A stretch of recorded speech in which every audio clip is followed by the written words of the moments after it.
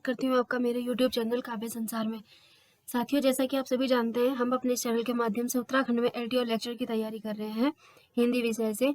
साथियों, हम अभी इसमें भक्तिकाल पढ़ रहे हैं और जिसमें हमने आधा पढ़ दिया है। अभी हम राम भक्ति धारा को पढ़ चुके हैं और अभी हम कृष्ण भक्ति काव्य धारा को पढ़ रहे हैं। इससे पहले हमने देखा था कि सगुण और निर्गुण दो भागों में बांटा गया है भक्तिकाल को, जिसमें हमने निर्गुण की दोनों धाराओं को पढ़ दिया है, संत काव्य धारा और सूफी काव्य धारा को, और सगुण में हम राम भक्ति काव्य धारा को पढ़ चुके हैं। अब हम पढ़ रहे हैं कृष्ण भक्ति काव्य धारा, और इसके बाद हमारा सिर्फ जो किसी भी स्पेशल काव्य धारा से नहीं जुड़े हुए हैं उनको पढ़ेंगे। तो अभी हमारा ये सेकंड लास्ट बचा हुआ है, ठीक है। तो देखिए 250 क्वेश्चन हम कर चुके हैं इसमें। अभी देखते हैं। जिन सगुणोपासक भक्त कवियों द्वारा कृष्ण को विष्णु का अवतार मानकर उनकी उपासना में काव्य रचना की गई है, उनके द्वारा रचित काव्य जाना जाता है कृष्ण भक्ति काव्य धारा के में, ठीक है। तो ये क्वेश्चन पूछा नहीं जाएगा, लेकिन हमारा एक इंट्रो भी हो गया साथ में, ठीक है। कृष्ण शब्द का उल्लेख सबसे पहले कहाँ मिलता है? तो ऋग्वेद के प्रथम, अष्टम एवं दशम मंडलों में मिलता है कृष्ण शब्द का, ठीक है। लेकिन अगला क्वेश्चन देखिए, महाभारत पुराणों एवं हिंदी काव्य में जिन कृष्ण का वर्णन हुआ है उनका सबसे पहले वर्णन कहाँ मिलता है? छांदोग्य उपनिषद से प्राप्त होता है। तो क्वेश्चन ऐसा आएगा तो तब यहाँ, और अगर क्वेश्चन ये वाला पूछा जाता है कि जो हिंदी में काव्य में जिन कृष्ण का वर्णन हुआ है उनका सबसे पहले वर्णन कहाँ होता है? तो छांदोग्य उपनिषद में। 254 वाला क्वेश्चन है, हिंदी में सबसे पहले कृष्ण को काव्य का विषय किसने बनाया है? विद्यापति ने। तो ये तो बहुत बार पूछा गया है। कृष्ण भक्ति काव्य धारा के प्रवर्तक कौन है? वल्लभाचार्य। कृष्ण भक्ति काव्य धारा का आधार ग्रंथ क्या है? तो श्रीमद् भागवत पुराण है। वल्लभ संप्रदाय का दार्शनिक आधार क्या है? शुद्धाद्वैतवाद, ठीक है। और हमने इसमें जब हम इसका स्टार्टिंग हमने पढ़ा था तो उसमें हमने बता दिया था कि इसमें हम संप्रदाय भी पढ़ेंगे, तो उसी में से एक है वल्लभ संप्रदाय। पुष्टि मार्ग की स्थापना किसने की? वल्लभाचार्य ने। तो कब की? 1517 ईस्वी में। वल्लभ संप्रदाय को जाना जाता है रुद्र संप्रदाय के नाम से भी। पुष्ट मार्ग में वल्लभाचार्य ने भक्तों की कितनी श्रेणियां बताई हैं? तो 4 श्रेणियां बताई हैं, प्रवाह पुष्ट, मर्यादा पुष्ट, पुष्ट पुष्ट और शुद्ध पुष्ट, ठीक है। तो इनके बारे में देखिए। प्रवाह पुष्ट वो हैं जो भक्त संसार में रहकर सांसारिक कार्यों में रहते हुए भी ईश्वर की उपासना करे, वो प्रवाह पुष्ट है। और मर्यादा पुष्ट कौन है? सांसारिक कार्यों को त्याग कर ईश्वर की उपासना में लीन होने वाला भक्त क्या है? मर्यादा पुष्ट। पुष्ट पुष्ट भक्त वो है, वो भक्ति जिसे ईश्वर के गुणगान करने का नशा हो जाता है। शुद्ध पुष्ट भक्त वह भक्त जो पूर्णतः ईश्वर की कृपा पर आश्रित रहता है। तो इसी भक्ति को सर्वश्रेष्ठ माना गया है, शुद्ध पुष्ट को। पुष्ट मार्ग में ईश्वर तक पहुंचने वाले कितने मार्ग हैं? तो 3 मार्ग हैं, प्रवाह मार्ग, मर्यादा मार्ग और पुष्टि मार्ग। वल्लभाचार्य ने गोवर्धन पर्वत पर श्रीनाथ जी का मंदिर बनवाया था। कब बनवाया था? तो संवत 1576 ईस्वी में, ठीक है। तो कहाँ बनवाया था श्रीनाथ जी का मंदिर? गोवर्धन पर्वत पर। और किसने बनाया था? वल्लभाचार्य ने। अष्टछाप की स्थापना कब हुई? तो 1565 ईस्वी में। और किसने की? विठलनाथ ने, जो वल्लभाचार्य के पुत्र है। पुष्ट मार्ग के अंतर्गत ही 1565 में वल्लभाचार्य के पुत्र विठलनाथ द्वारा 4 अपने तथा 4 अपने पिता के शिष्यों को लेकर अष्टछाप की स्थापना की गई थी, ठीक है। तो इसमें जो है वो 8 हैं। तो पहले वाले कुंभन दास, सूरदास, कृष्णदास और परमानंद दास, ये वल्लभाचार्य के शिष्य हैं। और जो इनके पुत्र हैं विठलनाथ, इनके शिष्य हैं चतुर्भुज दास, शील स्वामी, नंददास और गोविंद स्वामी, ठीक है। तो इन 8 को लेकर अष्टछाप की स्थापना कब की गई? 1565 में। किसने की? विठलनाथ ने। और विठलनाथ किसके पुत्र हैं? वल्लभाचार्य के, जिन्होंने वल्लभ संप्रदाय चलाया था। अब देखेंगे जो इनमें जो अष्टछाप में जो कवि हैं उनके बारे में हम पढ़ेंगे। सूरदास जी का जन्म कब हुआ था? तो 1478 ईस्वी में हुआ था और 1583 में इनकी मृत्यु हुई थी। सूरदास जी का जन्म कहाँ हुआ था? तो रूनकता गऊ घाट में हुआ था, ठीक है। तो इसको मानने वाले कौन है? शुक्ल, हजारी प्रसाद द्विवेदी, श्याम सुंदर दास जी के अनुसार। और अगर पूछ लिया जाए कि डॉक्टर नगेंद्र, गणपति चंद्रगुप्त और वार्ता साहित्य के अनुसार, वार्ता साहित्य यानी 84 वैष्णवन की वार्ता और 200 वैष्णवन की वार्ता, इसके अनुसार है सी ही। अगर ऑप्शन में ये न दे रखा हो कि किसके अनुसार, तब सी ही टिक करना है, बाकी नाम भी याद रखने ही पड़ेंगे। तो नगेंद्र, गणपति चंद्रगुप्त और वार्ता साहित्य के अनुसार सी ही सही बैठता है। अगर शुक्ल जी के अनुसार पूछ लिया जाए या हजारी प्रसाद द्विवेदी जी के अनुसार, तब रूनकता गौघाट। सूरदास जी का निधन कहाँ हुआ था? तो पारसोली नामक गांव में हुआ था। यहाँ सूरदास जी के कुछ उपनाम है, मैंने एक ही साथ लिख दिए हैं। सूरदास को जीवनोत्सव का कवि किसने कहा है? शुक्ल जी ने कहा है। वात्सल्य का सम्राट भी शुक्ल जी ने कहा है। हिंदी साहित्य के आकाश का सूर्य भिखारीदास जी ने और शुक्ल जी ने कहा है। भक्ति का समुद्र जो है वो वल्लभाचार्य ने कहा है। और सूरदास को पुष्टि मार्ग का जहार विठलनाथ ने कहा है। खंजर नयन अमृतलाल नागर ने कहा है और भावाधिपति शुक्ल जी ने कहा है।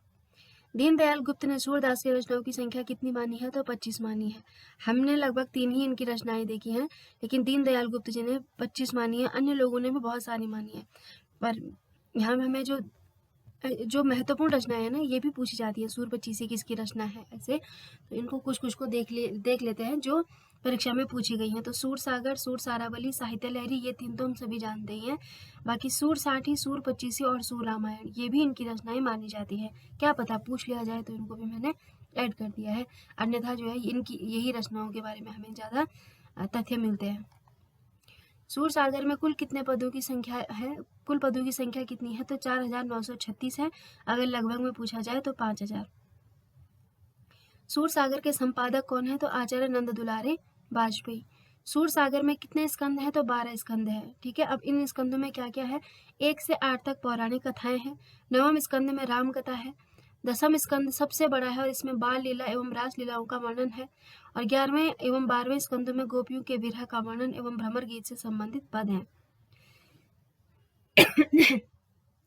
भ्रमर गीत का प्रतिपाद्य क्या है? तो श्रीमद् भागवत का 10वां स्कंद है। सूर सारावली में कुल पद कितने हैं? तो 1107। ठीक है, जो दूसरी इनकी रचना है सूर सारावली, इसमें 1107 है और उसमें 4936 सूर सागर में। सूर सागर का सार क्या है? सूर सारावली, जो सूर सारावली है ना, वो सूर सागर का ही सार है। यहाँ तक कि कुछ पद तो जो के त्यों ही लिखे गए हैं इसमें।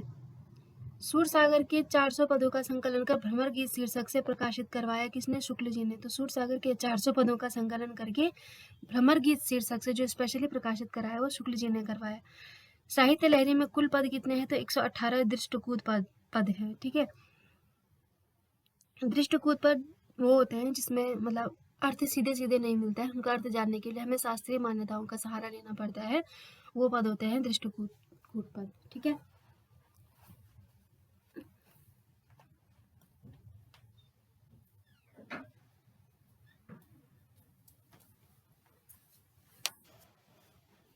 सूरदास की कौन सी रचना रीतिपरक है? तो साहित्य लहरी है, रीतिपरक है, क्योंकि इसमें जो रीतिकालीन आगे हम जब रीतिकाल पढ़ेंगे ना, उसके जैसा इसमें नायिका भेद वगैरह जैसा इसमें मिलता है। किस रचना में सूरदास ने स्वयं को चंद बरदाई का वंशज बताया है? साहित्य लहरी में। सूर सागर किसी चली आती हुई गीति परंपरा का, चाहे वह मौखिक ही क्यों न रही हो, पूर्ण विकास सा प्रतीत होती है। ये शुक्ल जी का कथन है सूर सागर के संबंध में। सूर सागर अन्योक्ति व उपालंब काव्य है। यह नगेंद्र जी का कथन है। सूर सागर क्या है? अन्योक्ति व उपालंब काव्य है, नगेंद्र जी का कथन है। सूरदास बालक हृदय लेकर पैदा हुए थे और बालक हृदय लेकर ही इस संसार से विदा हो गए, ये हजारी प्रसाद द्विवेदी जी का कथन है। भ्रमर गीत सूर साहित्य का मुकुटमणि है, बहुत इंपॉर्टेंट है, ये भी शुक्ल जी का कथन है। सूरदास की रचना में संस्कृत की कोमल कांत पदावली और अनुप्रासों की वह छटा नहीं है जो हम तुलसी में पाते हैं। यह कथन किसका है? शुक्ल जी का कथन है। नंददास का जन्म हुआ था 1533 ईस्वी में। अष्टछाप के कवियों में सबसे कनिष्ठ कौन से हैं? तो नंददास हैं। नंददास की रचनाएं हैं ये: अनेकार्थ मंजरी, मान मंजरी, विरह मंजरी, रूप मंजरी, रस मंजरी, भंवर गीत, रास पंचाध्यायी, सिद्धांत पंचाध्यायी, सुदामा चरित और रुक्मणी मंगल, श्याम सगाई, प्रेम बाराखड़ी। इसमें और भी गोवर्धन लीला, 10वां स्कंद भागवत, अनेकार्थ माला और नंददास पदावली। तो ये इनकी कुछ इंपॉर्टेंट रचनाएं हैं। लेकिन जो ये सुदामा चरित है ना, ये नंददास की रचना है और नरोत्तम दास जी की भी ये रचना है। तो ज़्यादा जो प्रसिद्ध है वो नरोत्तम दास जी की ही रचना है, नंददास की कम प्रसिद्ध है। बाकी इनकी रचनाओं में अगर पूछ लिया जाए तो याद तो करना ही पड़ेगा। ठीक है, ये प्रश्न भी कई बार पूछा गया है। अनेकार्थ मंजरी, अनेकार्थ माला, मान मंजरी, ये जो रचनाएं हैं ये पर्यायवाची है इसमें। ठीक है, किस रचना में श्री कृष्ण व राधा की श्रृंगारिक लीलाओं का वर्णन मिलता है? तो रस मंजरी में। ठीक है, नंददास की रचना रास पंचध्यायी रचित है रोला छंद में। बहुत बार पूछा गया है। रास पंचध्यायी से जितने भी तथ्य हैं वो तो सभी याद करने हैं, कई बार पूछे गए हैं। किस रचना के कारण नंददास को जड़िया कवि कहा गया है? तो रास पंचध्यायी के कारण। हिंदी का गीत गोविंद कहा जाता है किसको? रास पंचध्यायी को। और किसने कहा है? वियोगी हरि ने। अष्टछाप के कवियों में सबसे अधिक रचनाएं किसने लिखी हैं? तो नंददास ने लिखी हैं। साथियों, हमने आज भी 50 क्वेश्चन कर दिए हैं। मैं उम्मीद करती हूँ आपको मेरा वीडियो पसंद आया होगा। और साथियों, इसमें मैंने बहुत आसान तरीके से पढ़ाने की कोशिश की है। आप मेरे साथ देखते रहिए और पढ़ते रहिए मेरे साथ। अगर आप नोट्स बनाना चाहते हैं तो नोट्स भी बनाइए। धन्यवाद।